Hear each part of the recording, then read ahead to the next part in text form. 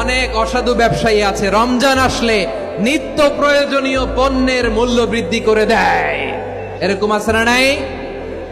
এগুলো করবেন না, মজুতদারি করবেন না, পণ্যের কৃত্রিম সংকট বাজারে করবেন না। আপনি লাখ টাকা কামায়া ভাবছেন যে রোজাদারদের কষ্ট দিয়ে ধনী হবেন, এমন রোগ আল্লাহ আপনারে দিবে, কোটি টাকা দিয়েও আপনি হাসপাতালের বিল পরিশোধ করার ক্ষমতা আপনার হবে না। খবরদার। আর শেষ বয়সে দেখবেন কি কষ্ট আপনার হয়। আপনি রোজাদারদের কষ্ট দিচ্ছেন, আল্লাহ আপনার সুখে রাখবে? আল্লাহর দোহাই লাগে আমার ব্যবসায়ী ভাইরা এটা করবেন না। আরব বিশ্বে আমরা দেখেছি, আরব বিশ্বের ব্যবসায়ীরা সারা বছরে ব্যবসা করে, রমজানে ভর্তুকি দেয়। আর আমার দেশের কিছু অসাধু ব্যবসায়ী রমজানে গলাকাটা ব্যবসা করে আর সারা বছর সইটার উপর দিয়ে চলে। চিল্লায় বলেন ঠিক কিনা? করবেন না, এটা করবেন না।